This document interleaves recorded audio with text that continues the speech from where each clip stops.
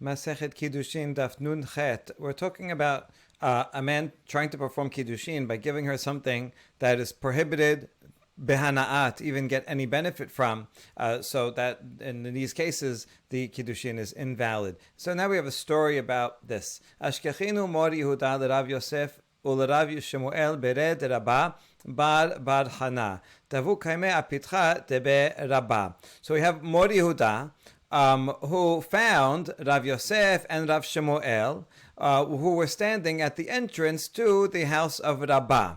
Okay, good. So they're all standing at the house of Rabbah, who is their teacher, and Mor Yehuda comes along and finds these other two students.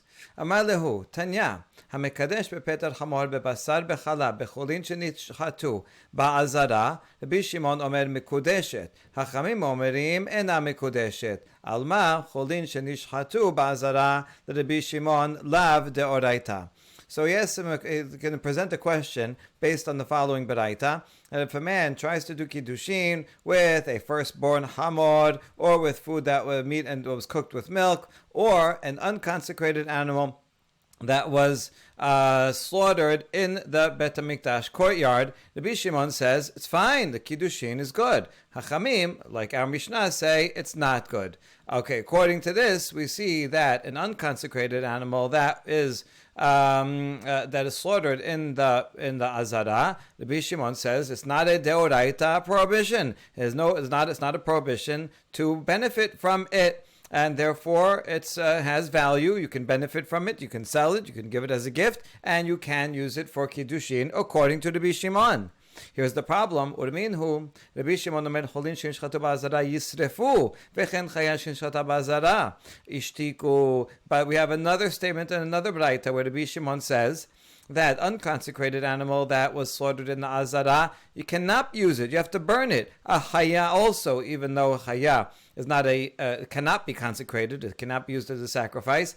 Nevertheless, shechita of a chaya cannot be done in the azara, and if it is, then you cannot get benefit from it. You have to burn it. Some things that are prohibited by Hana'ah you have to bury, other things you have to burn. So here we have a contradiction, and the other two students, Rav Yosef and Rav Shemuel, they had no answer.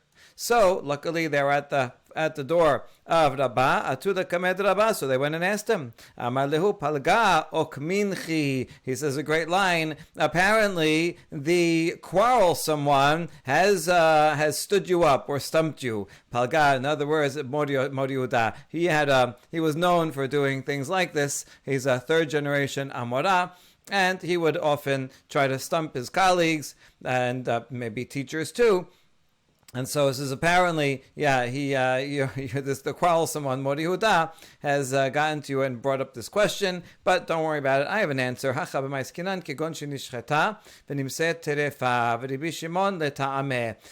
in the first braita, we're talking about, yes, it's true, you took a unconsecrated animal and you did shechita in the courtyard, but the reason why the kiddushin works is because it ended up being a terefa. It was found afterwards that it had a blemish, had a hole in its lungs, and was going to die anyway. And therefore, that shechita is not considered shechita. And that's because that's Rabbi Shimon's opinion elsewhere. The Tanya, hashochet et terefa v'chen hashochet v'miseh terefa ze v'zeh holin ba'azara. Rabbi Shimon matir b'hana'ah hachamim oserim. The Braita teaches that someone takes a terefa animal, maybe it's one that you know is terefa, it has something on the outside that you can see even while it's alive that's terefa, or if you can't tell that from the outside and you do shechita, but you find out that it is terefa, both cases are considered holin ba'azara, according to Tanakama. However, Rabbi Shimon says it's okay. You can get benefit from it. Hachamim, however, say that you cannot get benefit. Why? Why does Rabbi Shimon say you can get benefit from it? Because he says that shechita that doesn't allow something to be eaten that makes it to make it kosher is not called a shechita. Unlike Chachamim, they say although it turned out to be a terefa, that shechita is still legally designated as shechita, and therefore you did shechita of an unconsecrated animal in the azara. even though it turns out it's terefa and it's not kosher and you can't eat it, nevertheless, that shechita is a legal shechita. And therefore, it's prohibited b'hana'ah. Rabbi Shimon says, no, since it turned out to be terefa, or was terefa to begin with, that shechita is not a shechita. It would be the same as if you would die or kill it in some other way, where that's not called shechita, and therefore it's permitted b'hana'ah. This is different from the case in the second braita. That was talking about when you did proper shechita, and it was not terefa. It was kosher, and you could eat it after. Normally, in other words, there was no terefa otherwise, then that is a real shechita, and in that case, it would be prohibited b'hana'ah, and you have to burn it. So that's the difference between the cases. So you shouldn't have worried so much about Mor Yehuda. He was just setting you up with to stump you, but really the cases are talking about two different situations.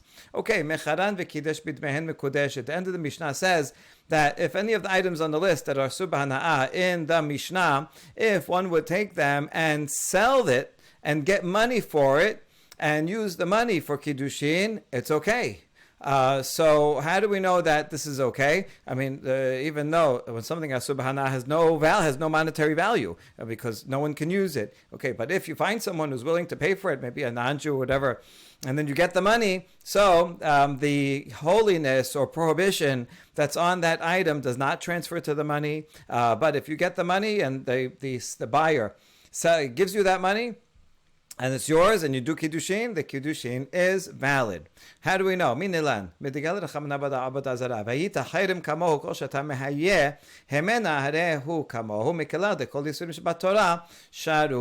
Okay, how do we know that this is true in general? Well, because the Torah reveals that it is true regarding Avodah Zarah. Avodah Zarah, the Pasuk says that don't have any Avodah Zarah, and if you do, you will be banned just like it. All right, okay, so what does that mean? That vehayita literally just means that you also, if you're going to associate with that, then you'll be banned. And certainly the idolatry has to be banned. So we learn from this, vehayita, Midrash says, anything that you create from that, meaning any money that you receive by selling an idolatry, will also be prohibited just like it. So if with idolatry, I sell idolatry and I get money for it, that money is prohibited and is not usable. I can't use it for Kiddushin. This is a special law for idolatry.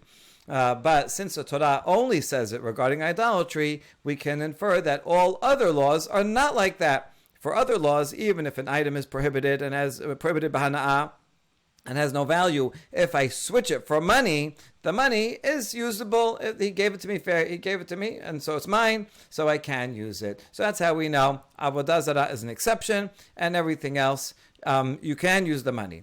Now we ask, why not use Avodah Zarah as a paradigm, as a binyan av, and say, just like regarding Avodah Zarah, that's a subhana'ah, all money would also be prohibited. Why don't we say that that's a paradigm, and all the other things on this list are subhana'ah. Also, you cannot use the money, and there will be no Kiddushin.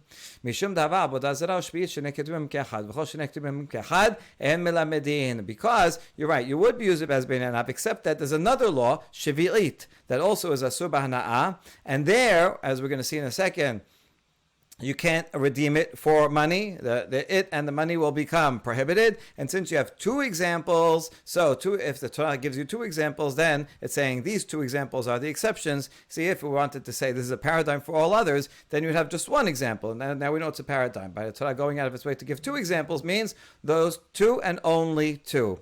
We don't learn to anything else. Avodah Zarah hadamaran, we already saw what the Avodah Zarah case is. Shvi'it maihi, what's the source? That Shvi'it also, you cannot transfer the prohibition, and the money also will be prohibited. Yovel hi kodesh tiye lachem, ma kodesh tofeset dama, v'shivit tofeset et dameha. This is actually talking about Yovel, but the laws of Yovel are the same as Shivit regarding the agriculture, things that are grown that you can't take and use. You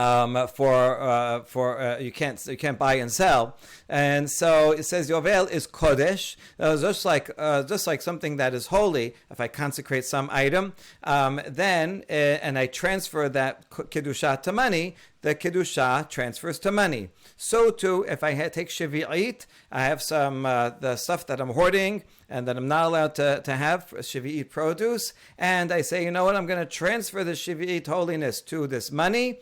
It does transfer to the money. Here's the thing. But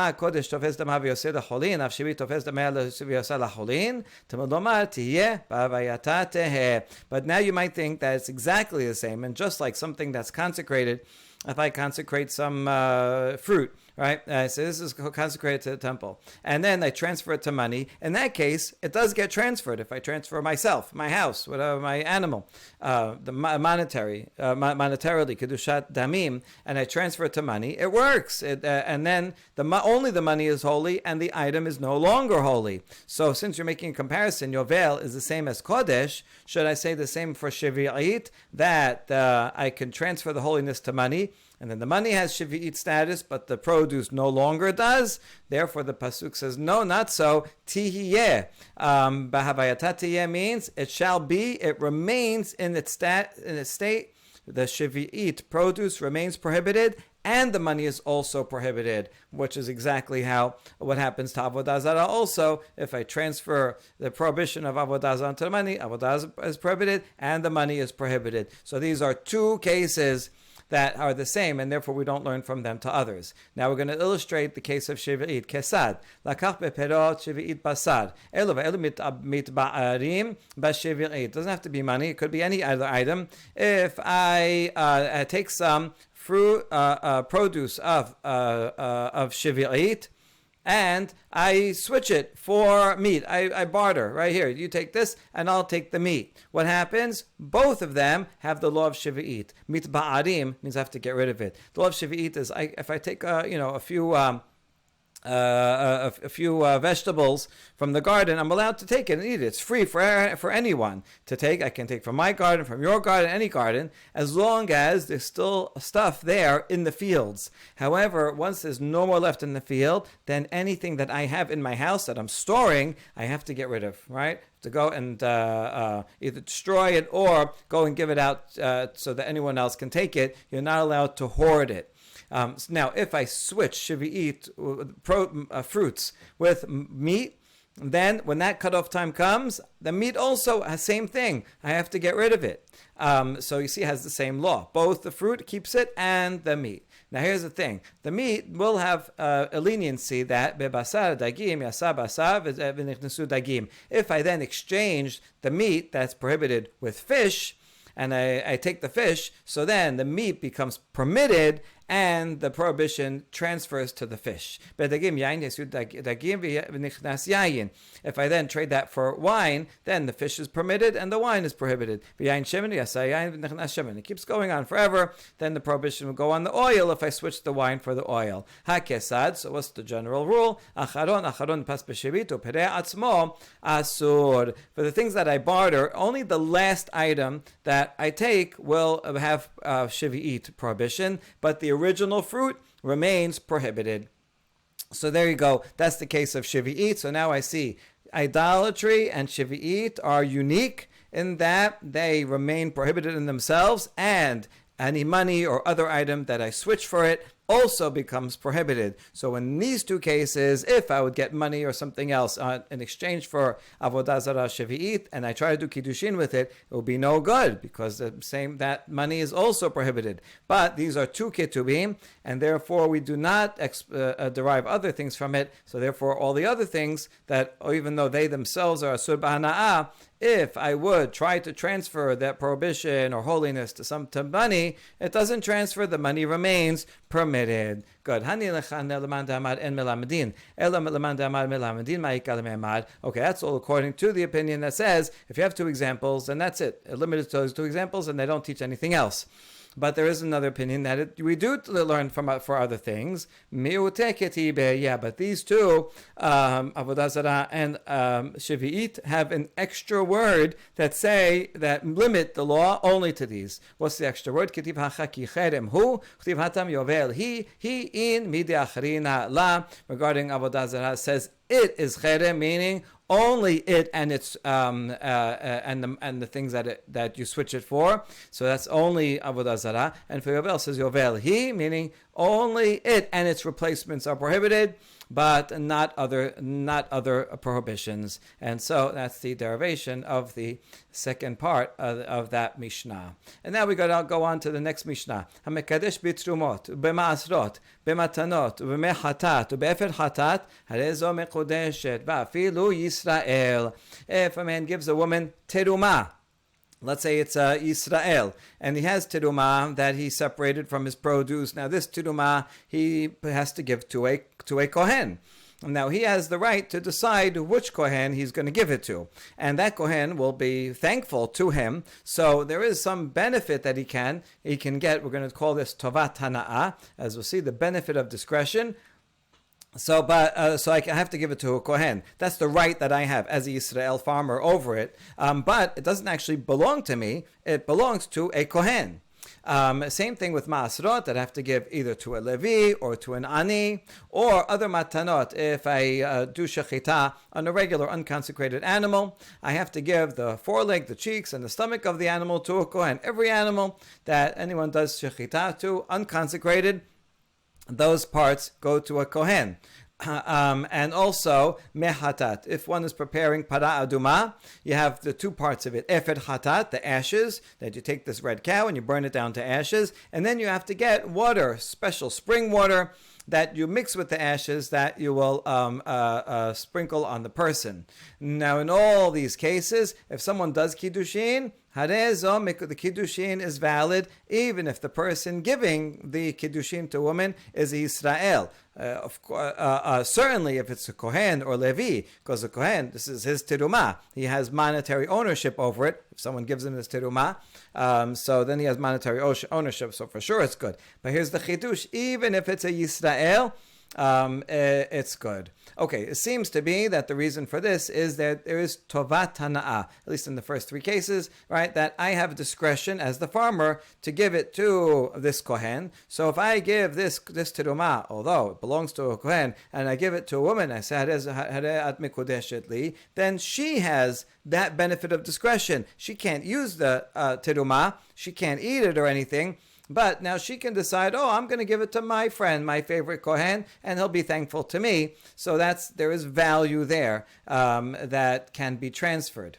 Okay, so now the Gemara is going to analyze. Amar Ula, Tovat Hana'ah ena mamon. Ula said there's the machloket about this, but he sides with the opinion that this benefit of discretion does not have monetary value. So this is going to be a problem. How is he going to explain this Mishnah? So in fact, that's what we ask. Itiber bi abale ola. Hamekadesh b'tzumot ma'asrot matanot mechatat befer para harezo mekodeshet va'afilu Yisrael. Our Mishnah says if you use tirumot ma'asrot matanot, I have discretion. I can give it to any kohen or levi that I want. The Kiddushin is good. And even if I'm Yisrael, and so I certainly don't own it, still it's good. Doesn't that prove that Tovat Hana'ah does have monetary value? And if I give that to a woman, then I'm giving something that actually has monetary value. It's not the monetary value of the produce. Produce might be worth $100, but the monetary value of the benefit that I get from this kohen being my friend, maybe it's worth $5. But that's it. That's good. That's sufficient to do Kiddushin. אמר להכה בישראל שנפלו לו תבלים מבית אבי אמו כהן וכסבר מתנות שלא הורמו כמי שהורמו דמיין. Ula says, this Mishnah, he says, you're right. If it was talking about regular terumah that I have from my own field, that I grew some stuff and now I separated terumah, that has no value, no discretionary value is nothing. That's not what in that case, Kiddushin would not be good. Rather, this Mishnah is talking about Israel, who received an inheritance from his mother's father. His mother's father is a kohen. So this kohen had tebel, which is mixed, untithed produce, and he died, and now I got the inheritance. So now I own tebel. But we also think that tebel even though you didn't separate, if someone didn't yet separate the gifts, the terumah maaser, it's as if it's already separated. In other words, we consider tebel to be a mixture of terumot, masrot, and holin, where it's all mixed up, and so someone has to come and separate and says, look, I'm going to designate this part as one and this part as the other. But even before it's separated, there's already, the terumah is already mixed in there. Therefore, when it belonged to the Kohen, the grandpa Kohen, before he died, it was as if there was terumah here that he owned. He had monetary ownership over it, and he could have separated it and eaten it himself. But now he died, and now it goes to me. I'm a Yisrael, but yet I own this mixture, including the terumah in it. Now, I own it monetarily. I can't eat it myself because I'm a Yisrael, but I can sell it. Let's say there's $100 worth of terumah in there. I can sell it for all $100, right? Because I inherited its monetary value. And so in this case, if I take this tebel and I give it to a woman, the truth is it would be the same law if I inherited terumah itself. Let's say, right, the grandfather had separated it, and now it was just terumah, and I inherited that terumah, there'll be the same law. Okay, we're just learning an extra chidush here, that even if it's tebel, and I inherit it, still, we consider it as if the terumah value was already there, and I inherit that value, and I can give that to a woman, and then she has the value of the terumah, even if she's a Bat Yisrael, she can sell it to a Kohen for its full value, and that's what it's talking about. Yes, we actually have the value of that terumah because it's not produce that I separated from my own field, where I have to give it as a gift. I can't sell it, but if I inherit it, then I own its monetary value and I can sell it. Now on this subject, Rabbi Chaya bar Rabin asked Rav Huna, what is the law? This benefit of discretion, does that have monetary value or not? Amar le tini to us. It's a simple Mishnah. The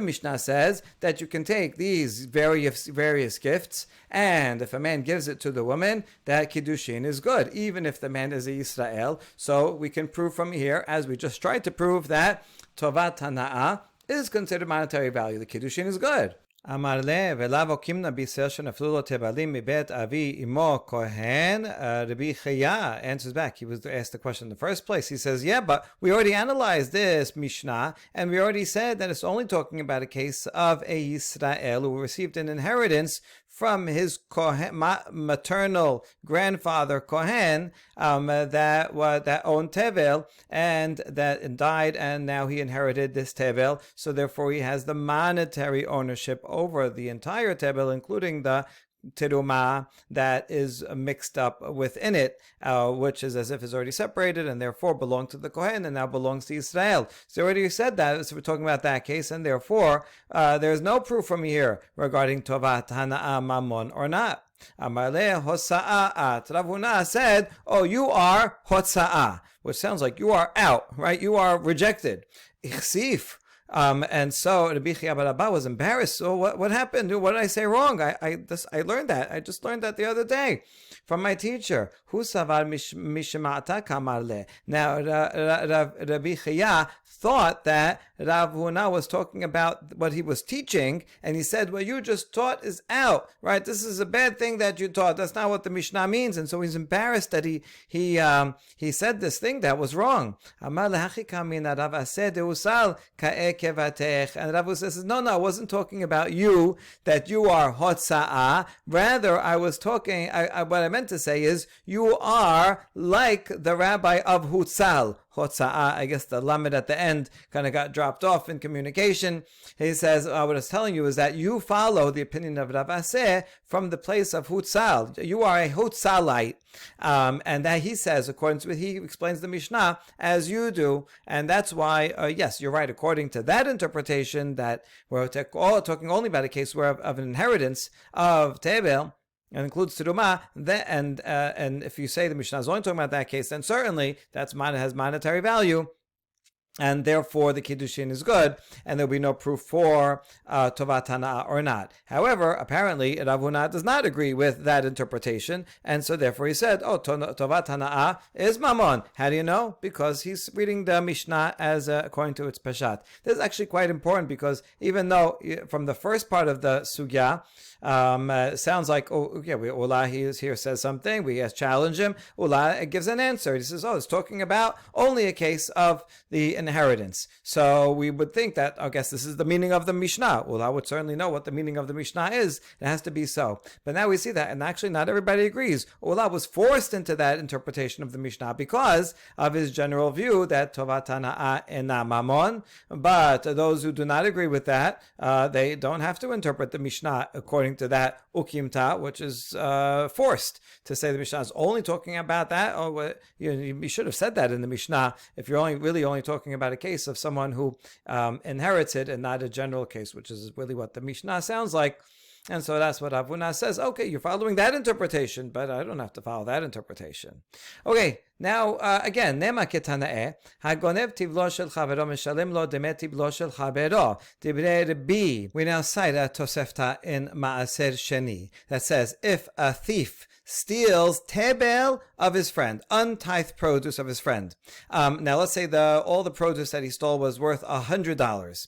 And now when he comes to pay back, he has to pay back the full amount, all $100, according to Rabbi Yehuda Nasi. Rabbi Yosef Rabbi Yehuda Omer eno meshalem ela demei cholin shebo. Rabbi Yosef Rabbi Yehuda says, no, he only has to pay the cholin that is within it, not the turumot and not the turuman maaser. So in this example, let's say it was $100 altogether of tebel. Now, really, the owner would have had to take out, let's say, 2% for Tiruman, 10% for Maaser. Let's just focus on the Maaser Rishon. And so there really would be 12% that he has to give away, and the rest, 88%, would be Holin. The thief only has to pay back $88. Why? Well, because that's the amount that amount he stole, and the owner can say, well, you stole this from me, it's mine, give it back to me. The other 12, however, doesn't belong to the owner, all right? Because the owner doesn't own it himself. It's to the Maaser that he has to give to the Kohen or Levi. So the owner can't claim it from the thief.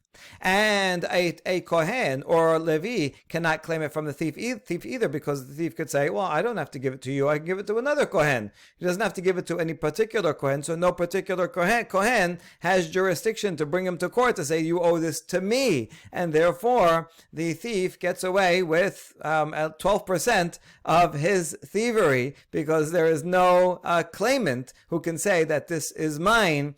And so, in terms of the monetary value, I mean, if the thief is a Israel and eats it, he'll violate eating teruma and so on. But he doesn't have to pay any particular person back. Okay, very interesting. Baraita. Now, how is it relevant to us? My lab hakami palget. The most about Tovat Hana'ah mamon, umos about Tovat Hana'ah and mamon. Since you brought up the topic of Tovat Hana'ah, it seems that it's a machloket Tanaim. We saw that the Amoraim were arguing about it, but it seems that this is the essence of this machloket as well, because we have Rabbi Yehuda Nasi. He must think that Tovat Hana'ah, the benefit of discretion, it has monetary value, and therefore the owner can go to the thief and say, you owe me not only the $88, you also owe me something for the Tiruma and Maaser that was within it. Either he should pay back the whole thing, because he says, I want all that $12 back because I want to be able to give it to a Kohen or to a Levi of my choosing, and I get a benefit of them saying thank you from it. Or he could say, at least give me the benefit. How much is that benefit worth? Right? Maybe it's worth $1 for that discretionary value. So at least pay me back that much. That would be to be. And Rabbi Yosef, Rabbi son of Rabbi Yehuda, he says no, Tovat Hana'ah is not worth any money, and therefore the owner cannot claim anything of the Turuman Maaser from the thief. So are they arguing about that? We say not necessarily, because we don't really want any of the Amoraim to be totally on one side or totally on the other side of a Tanaitic debate. So we said, La de Kulam Tovat Hana'ah really could be that they all agree that, like with Ula, that Tubat Hana'ah has no monetary value. Hacha betebeldim shenaflu bet abi ammo kohen batanot shelo hurmu kimi shehurmu damyan kami palge mor sabar kimi shehurmu damyan mor sabar lav kimi shehurmu damyan. And so, what is the argument here? We're talking about a case of, not of it, that it was his own produce that he has to take to the Man Mased, but rather it was Tebel that he got his inheritance from his maternal Kohen grandfather. And we are, and what are they arguing about? So therefore, he has ownership of it. But they're arguing about whether, at a stage of something is Tebel, is it as if the Tuduman Mased are already separated or not? And so here, the Biudan Nasi considers that as if it's already separated. Since it's already separated when the grandfather owned it, so now he has ownership of Tiruma when he dies. So then the grandchild can inherit the monetary value of that. And even though it wasn't yet separated, it's as if it's separated, and it already is Tiruma, so that's fine. Whereas the Bioseh, the son of the Biudah, thinks that if it's not yet actually separated, then it's not considered Tiruma Mased. It's just Tebel. And so therefore, if the grandson inherits Tebel, he has his own obligation to separate Tiruma Mased, and as soon as he separates it, it belongs to it doesn't belong to him. He has to give it to a Kohen or a Levi, and therefore this case of inheritance would be, according to the Bioseh, the same as if it was my own produce that I got, because a tebel that I receive or tebel that I grow has the same law, and once I separate it, I don't own it, and therefore the thief does not have to return it to me. Okay, that's a possible interpretation. Or we have a few interpretations. Maybe everybody thinks that it's as if it's already separated. And also everybody thinks that the benefit of discretion does not have monetary value. So what is the discussion about?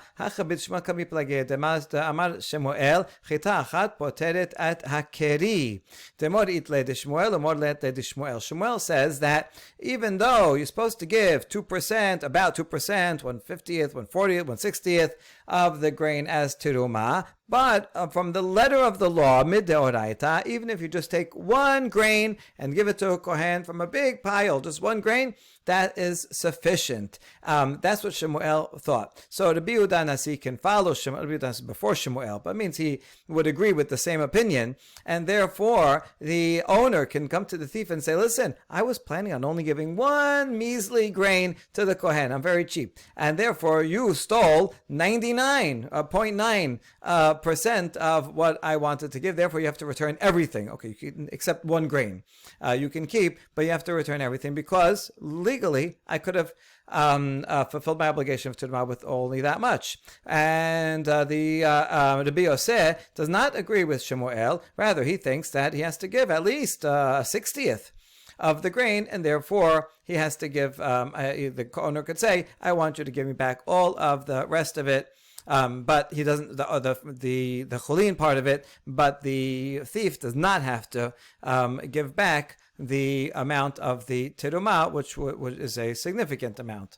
Okay, or another interpretation.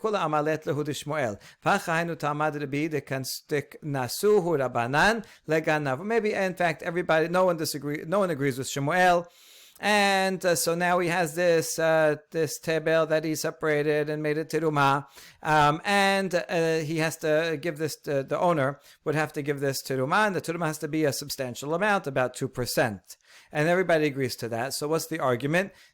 You're right. In fact, the owner should not have to pay back, because he stole something that doesn't belong to the owner, and so he doesn't have to pay it back. But this payment, and that's Bioseh's opinion. He doesn't have to pay back. And a B here, he said that it's a Rabbanan penalty against the thief. We don't want a thief to be able to steal and benefit from it. Oh, I can go and steal, and even if I'm caught, well, he'll come and confess. As though I only have to pay back 90% of it, and I could keep the rest. No, he should not benefit from stealing and therefore we make him pay the rest, even though technically the owner doesn't have a claim to the Tirumot and Maasrot that he separated.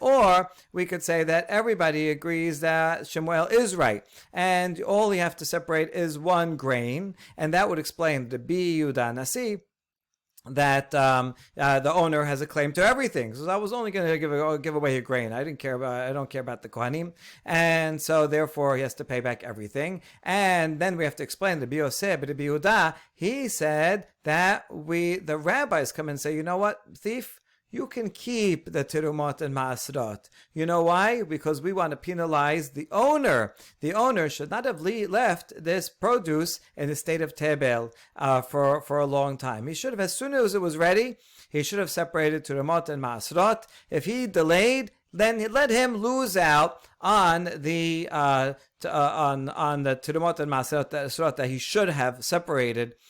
So he shouldn't benefit from delaying it, and therefore the rabbis say, you know what, thief, keep the change, right? Because in order to penalize and warn owners in the future, hey, you know what, you're not going to benefit any at all from delaying separating Tirumot and Maasrot. All right, Tenan, Hamikadesh b'Tirumot Maasrot matanot mechatameh v'parah harezo mikodeshet v'af al pi Yisrael. Okay, back to our Mishnah that we quoted. Urminu. Here's the problem. We have a braita that contradicts it. Hanotel sachar ladun tinav betelim la'id aiduto betela lahazot ulkadesh me'amav me'me'ara ve'efro efer mikle. So this braita says that someone takes money, accepts payment, a salary to judge. It's no good. The judgment is invalid. A person who's going to be a judge should do it for free. You should not benefit from Torah, from doing God's work of being a judge. To testify, you're going to get paid to testify? That's not a good idea. If you see that someone did a crime, you should come testify, and you're not allowed to get paid. If you do get paid, the testimony is null and void. And if a kohen sprinkles para aduma, water, that's lahazot, or he prepares the para aduma water and ashes, and he mixes it together, and he gets payment for that, then the water is considered cave water. In other words, it's putrid, not fresh water, not invalid, and the ashes are considered common, regular ashes, not holy ashes. A kohen should not get personal benefit payment from doing this holy act of preparing or sprinkling para aduma. Now, this is all a challenge to the Mishnah, because in the Mishnah says if someone does Kiddushin with water of Chatat or the ashes of Chatat, and he gives it to a woman, so now that he gets that, there's monetary benefit there, and that's okay. All right, there is monetary benefit in giving this. Here it says if the Kohen gets monetary benefit, then the whole thing is null and void, so there is no monetary benefit. So how can the Kiddushin work? How do we reconcile? There's